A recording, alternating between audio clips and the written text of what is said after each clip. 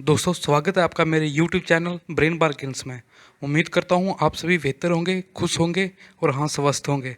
दोस्तों अगर मेरे चैनल पर आप नए हो तो सबसे पहले मेरे चैनल को सब्सक्राइब करें और बेल आइकन दबाना ना भूलें ताकि हमारी आने वाली हर वीडियो आप तक पहुँचती रहे।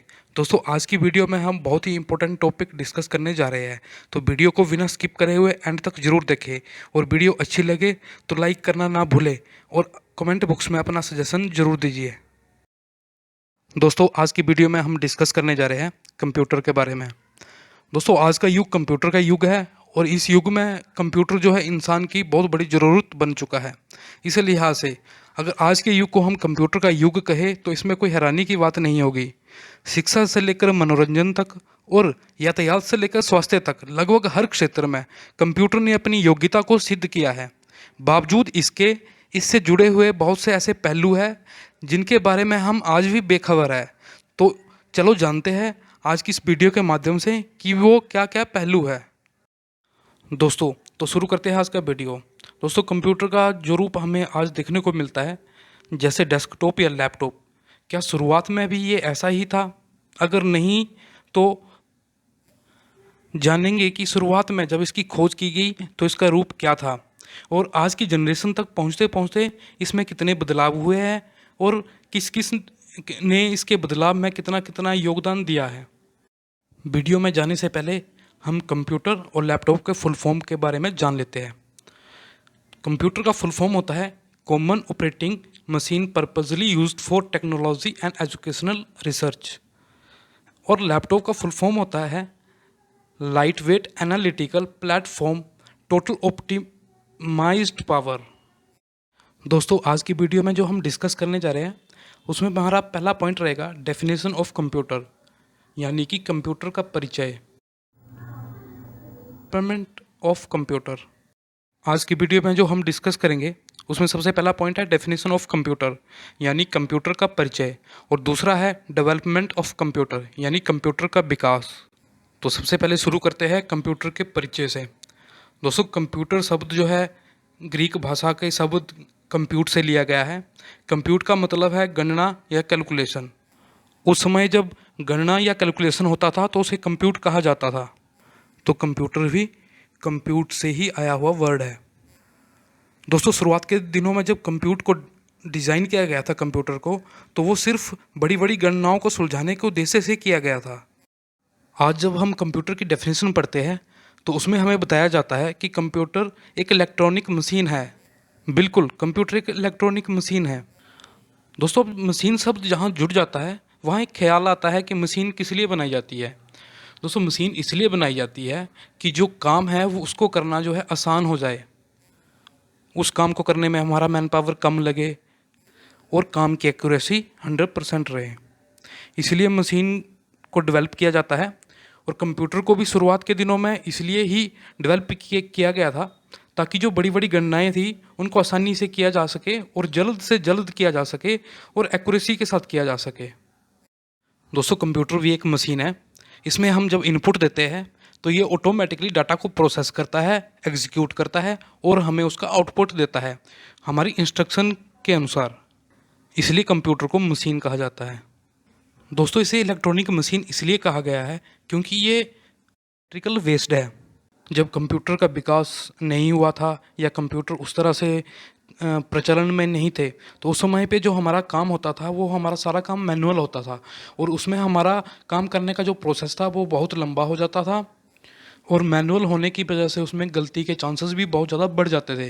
लेकिन आज के टाइम में लगभग सभी विभागों में कंप्यूटर जो है लग चुके हैं और कंप्यूटराइज सारा काम हो चुका है। जो काम हमारा पहले 10 से 12 दिनों में होता था आज के टाइम में हम वो 5 से 7 मिनट में ही कर सकते हैं। तो दोस्तों हम कह सकते हैं कि कंप्यूटर के आने के बाद काम करने की सुगमता बढ़ी है। यही कारण है कि कंप्यूटर आज के समय में हर एक आम जन के जीवन में बहुत ही ज़्यादा इम्पोर्टेंट रोल प्ले कर रहा है और ये ज़रूरत बन चुका है। नेक्स्ट हम डिस्कस करेंगे कंप्यूटर की वर्किंग के बारे में। जैसे हमने पहले पढ़ा कंप्यूटर जो है कैलकुलेशन पर्पज़ के लिए बनाया गया था और कैलकुलेशन इसमें किया जाता है। तो इसका क्या प्रोसेस रहता है, कैसे ये कैलकुलेशन को करता है, उसके बारे में भी हम डिटेल से डिस्कशन करेंगे। दोस्तों कंप्यूटर खुद काम नहीं करता है, इसको कोई भी काम करने के लिए यूज़र इंटरफेस चाहिए होता है, यानी कि इसे यूज़र के साथ इंटरेक्ट होना भी ज़रूरी होता है। दोस्तों कंप्यूटर में कोई भी इंस्ट्रक्शन तभी एग्जीक्यूट होती है जब इसे इनपुट मिलता है, यानी जो यूज़र इंस्ट्रक्शन देगा ये उसी के ऊपर काम करेगा। तो दोस्तों इनपुट का मतलब ही इंस्ट्रक्शन होता है। जब हम कंप्यूटर को कोई काम करने की इंस्ट्रक्शन देते हैं तो उसे हम इनपुट कहेंगे। जैसे कोई भी सवाल हमें कंप्यूटर से जानना हो कि 2 और 2 कितना होता है, तो इसके लिए हमें इनपुट देना ही होगा इनपुट डिवाइसेस से। अब इनपुट के बाद दोस्तों जैसे हमें जवाब चाहिए 2 और 2 कितना होता है। अब हमने इनपुट दे दिया है, इनपुट जो है आगे एग्जीक्यूट होगा और प्रोसेसर में जाएगा। अब हमारी कमांड जो है सीपीयू में जाएगी और सीपीयू में जाके वो एग्जीक्यूट होगा और उसका रिजल्ट जो है सोल्व होगा। जो भी हमारा लॉजिक डिस्क्राइब करा होगा उसके ऊपर ही वो एग्जीक्यूट करेगा और उसके अनुसार ही वो रिजल्ट जो है सामने लाएगा। प्रोसेसर का काम होता है दोस्तों किसी भी डाटा को प्रोसेस करना। जो भी हमें इनपुट मिला है, जो भी कंप्यूटर को इनपुट मिला है, उसको जो भी सोल्व करेगा, उसकी जितनी भी क्वेरीज होगी वो सारी जो है प्रोसेसर में ही सोल्व की जाएगी और जो हम इंस्ट्रक्शन देंगे उसी के ऊपर हमारा जो है प्रोसेस चलेगा। अब उसके बाद आता है दोस्तों हमने इनपुट दे दिया, इनपुट हमारा प्रोसेस हो गया। जैसे हमने 2 और 2 का एग्जांपल लिया था, 2 और 2 4 होता है, वो भी हमारे सीपीयू में या हमारे प्रोसेसर में जिसे कह सकते हैं वो सोल्व हो चुका है।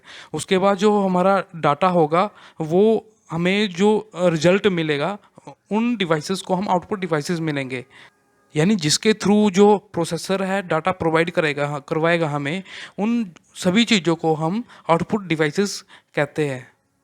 तो दोस्तों यहाँ पे कुछ इनपुट डिवाइसेस है, प्रोसेसिंग डिवाइसेस है और हमारी आउटपुट डिवाइसेस है। इनपुट में वो सारी डिवाइसें आएगी जिसके द्वारा हम इंस्ट्रक्शन देंगे और प्रोसेसिंग यूनिट में वो सारी चीज़ें आएगी दोस्तों जो इनपुट के बेस के ऊपर प्रोसेस करेगी। तो उन सभी चीज़ों को हम प्रोसेसर कैटेगरी में काउंट करेंगे। और आगे हमारी कुछ आउटपुट डिवाइसेस हैं। आउटपुट डिवाइसेस वो सारी डिवाइसेस सामने स्क्रीन पर आपको दिख रही होगी जिससे हमें हमारी इनपुट का जो रिज़ल्ट है हमें देखने को मिलता है। जैसे मॉनिटर हो गया, प्रिंटर हो गया, स्पीकर हो गया, वीडियो कार्ड हो गया, ये सारी आउटपुट डिवाइसेस में काउंट किया जाता है। दोस्तों नेक्स्ट है हमारा पार्ट ऑफ कंप्यूटर। हम कंप्यूटर को 2 पार्ट में डिवाइड करके भी इसको कॉन्फ़िगर कर सकते हैं या इसको देख सकते हैं, जैसे कि हार्डवेयर और सॉफ्टवेयर। दोस्तों हार्डवेयर अगर हम सिंपल भाषा में समझे तो वो सारी चीज़ें हैं जो फिजिकल रूप में हमारे सामने अवेलेबल है, जिसे हम देख सकते हैं, जिसे हम छू सकते हैं। दोस्तों हार्डवेयर में हमारी इनपुट और आउटपुट दोनों डिवाइसेस हो सकती है, तो वो सारी चीज़ें जिसे हम छू सकते हैं वो हार्डवेयर में काउंट किया जाएगा। और अगला है दोस्तों हमारा सॉफ्टवेयर। दोस्तों हार्डवेयर के विपरीत ऑपोजिट में जिसे हम देख देख सकते हैं लेकिन छू नहीं सकते हैं, बस महसूस कर सकते हैं, तो उसे सॉफ्टवेयर कहा जाता है। दोस्तों जो सॉफ्टवेयर है वो ग्रुप ऑफ प्रोग्राम है। ये एक ही तरह के प्रोग्राम के ग्रुप से बनकर जो है एक सॉफ्टवेयर बनता है। दोस्तों कंप्यूटर को क्या काम करना है और कैसे काम करना है, ये सारी जो इंस्ट्रक्शन है ये सॉफ्टवेयर ही कंप्यूटर को देता है और उसको कंट्रोल करता है। जो भी हमने इनपुट दिया है उसका जो रिजल्ट एग्जीक्यूट होगा वो कौन से लॉजिक के ऊपर काम करेगा और कैसे काम करेगा, ये सारा जो डिफाइन करेगा वो सॉफ्टवेयर ही हमारा करता है। सॉफ्टवेयर जो है दोस्तों एक ग्रुप ऑफ प्रोग्राम है और जो प्रोग्राम है वो ग्रुप ऑफ इंस्ट्रक्शन है। ग्रुप ऑफ इंस्ट्रक्शन से जो है हमारा प्रोग्राम बनता है और ग्रुप ऑफ प्रोग्राम से हमारा एक सॉफ्टवेयर डेवलप होता है जिसके ऊपर हमारा पूरा का पूरा सिस्टम काम करता है। दोस्तों यहाँ पे कुछ हार्डवेयर और सॉफ्टवेयर का एग्जांपल दिए गए हैं, जैसे हमारी विंडो होगी, एप्लीकेशन सॉफ्टवेयर में हमारे जितनी भी एप्लीकेशंस आ गई वो ये सारे हमारे सॉफ्टवेयर में आएंगे और यही वो चीज़ें हैं जो कंप्यूटर को काम करने के लिए इंस्ट्रक्ट करती है।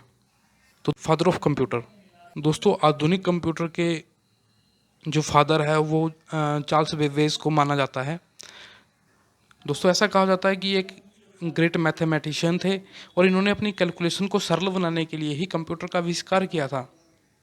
तो जानते हैं इन्होंने कौन से कंप्यूटर का आविष्कार कब किया था।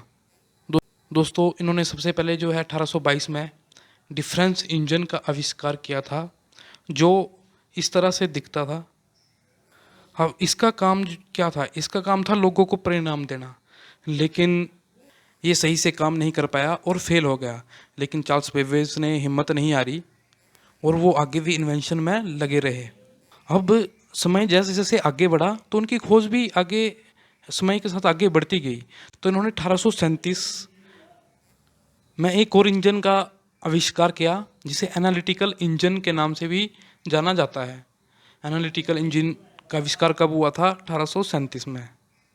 दोस्तों, ये वही इंजन था जिसके कारण इन्हें फादर ऑफ कंप्यूटर बोला जाने लगा, क्योंकि ये काम करने लगा था और ठीक से काम करने लगा था और ठीक आज के कंप्यूटर की तरह ही ये काम करता था, जो इनपुट प्रोसेस और आउटपुट के फॉर्मूला के ऊपर काम करने लगा था।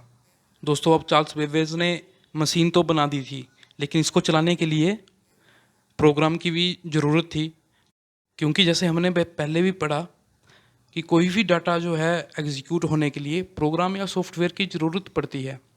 इसलिए यहाँ पर भी एक प्रोग्रामर की ज़रूरत पड़ी ताकि प्रोग्राम बन सके और उसे मशीन में इंसर्ट करके एग्जीक्यूट किया जा सके और रिजल्ट प्रोवाइड करवा सके। के लिए जो प्रोग्राम बनाने वाला जो था वो एक लेडीज़ थी जिनका नाम था आडा लवलेस, या जिन्हें लेडी अगस्ता के नाम से भी जाना जाता था। इन्होंने चार्ल्स बेबेज को प्रोग्राम दिया, तब जाकर यह मशीन 1843 यानी 1843 में प्रोग्राम के साथ चलना शुरू हुई। दोस्तों, जैसा आप स्क्रीन में देख ही पा रहे हैं कि इस मशीन में इनपुट डिवाइसेस के नाम पे ना कीबोर्ड है, ना माउस है, ना कुछ है। तो सबसे बड़ा सवाल ये है कि उस टाइम जब प्रोग्राम इंसर्ट किया गया तो उसमें इनपुट कैसे दी गई होगी। तो दोस्तों, जो इनपुट उस प्रोग्राम को इंसर्ट करने के लिए दी गई थी वो पंच कार्ड के थ्रू दी गई थी। ये पंच कार्ड में छोटे छोटे छेद होते थे जिसमें कि डाटा सेव रहता था। इसके थ्रू जो है पहला प्रोग्राम जो है इस एनालिटिकल मशीन में इंसर्ट किया गया था। दोस्तों, हमें हमें जो है हमेशा ये पढ़ाया जाता है कि कंप्यूटर हमेशा मशीन लैंग्वेज पर चलती है और हम जो भी इनपुट देते हैं वो उसको अपनी ही लैंग्वेज में, यानी कि जिसे हम बाइनरी लैंग्वेज भी कहते हैं, उसमें ही समझ पाती है। दोस्तों, बाइनरी लैंग्वेज में जो है 0 और 1 का कम्बिनेशन होता है, क्योंकि कंप्यूटर हमारी इलेक्ट्रॉनिक डिवाइस है तो ये इलेक्ट्रॉन के ऊपर ही चलता है। ये वोल्टेज के थ्रू ही काम करता है। जहाँ जहाँ करंट जाता है वहाँ वहाँ इंस्ट्रक्शन काम करता है और किसी भी मशीन को चलने के लिए सिर्फ 2 ही कंडीशन हो सकती है, या तो ऑन या ऑफ। और जब हम मशीन ऑन करते हैं तो मतलब करंट पास हो रहा है और मशीन चल रही है। जब हम स्विच ऑफ करते हैं तो मतलब करंट पास नहीं हो रहा है और मशीन बंद हो गई है। कंप्यूटर में भी 0 और 1 का कम्बिनेशन यही चलता है, यानी कि हम 0 को ऑफ और 1 को ऑन इंडिकेट करता है। दोस्तों, अब ये जो 0 और 1 की लैंग्वेज समझने के लिए कंप्यूटर में जो है ट्रांजिस्टर लगे होते थे, लेकिन ट्रांजिस्टर के बाद फिर चिप आए। उसके बाद जो है चिप में ही छोटे छोटे ट्रांजिस्टर लगे होते थे। फिर आज के टाइम में जो चिप थे उसकी जगह पे माइक्रो प्रोसेसर आ गए हैं, जिसमें कि छोटे छोटे बहुत ज़्यादा चिप लगे रहते हैं। दोस्तों, जैसे कि हमने पढ़ा कि कंप्यूटर जो है कंप्यूटर लैंग्वेज को ही समझता है, यानी बाइनरी कोड को ही समझता है। तो जानते हैं ये बाइनरी कोड का इन्वेंशन किया किसने था और कब बाइनरी कोड जो है इन्वेंट हुआ था। तो दोस्तों, जो बाइनरी कोड सिस्टम का जो इन्वेंशन करने वाले थे वो गोटफ्राइड लेबनिज थे, जिन्होंने इन्वेंट तो लगभग 1669 यानी 1669 में कर लिया था, लेकिन उसे जो पब्लिश था वो 1703 में किया। 0 और 1 बाइनरी नंबर होते हैं। ये हमें गोटफ्राइड लेबनिज की थ्योरी से हमें पता लग चुका था कि ऐसे बाइनरी नंबर है जिससे इलेक्ट्रॉन जो है पास किए जा सकते हैं। अब हमें ये तो पता लग चुका था कि 0 और 1 बाइनरी कोड है, हमारे पास 2 बाइनरी नंबर है, ये हमें पहले ही मिल चुके थे। लेकिन इन बाइनरी नंबर से हम लॉजिक का प्रयोग, यानी नंबर को जमा घटाव या कोई भी कैलकुलेशन कैसे करनी है इसकी जानकारी हमें अभी तक नहीं थी। तो दोस्तों, आगे समय आता है जब जॉर्ज वूले का 1854 में, तो इन्होंने बुलियन अलजेब्रा की एक थ्योरी दी, जिससे हमें ये पता चला कि बाइनरी नंबर में लॉजिक का प्रयोग करके हम इसमें जमा घटाव या कोई भी और सिचुएशन जो है इसमें पास कर सकते हैं। तो दोस्तों बूलियन अलजेब्रा की जो खोज थी वो 1854 में की गई थी। दोस्तों बूलियन अलजेब्रा जो है हमारे लॉजिकल सर्किट को जो है सिंप्लीफाई करता है। दोस्तों बूलियन अलजेब्रा में जो जीरो होता है वो इंडिकेट करता है फॉल्स को, और 1 जो होता है वो इंडिकेट करता है ट्रू को। तो दोस्तों इसी के साथ आज की वीडियो को यहीं पे समाप्त करते हैं और जल्दी ही मिलते हैं नेक्स्ट वीडियो में, जिसका टॉपिक है डेवलपमेंट ऑफ कंप्यूटर यानी कंप्यूटर का विकास। तो दोस्तों वीडियो अच्छी लगी हो तो वीडियो को लाइक ज़रूर करें और कमेंट बॉक्स में अपना सजेशन ज़रूर दें। मिलते हैं नेक्स्ट वीडियो में, तब तक बाय बाय।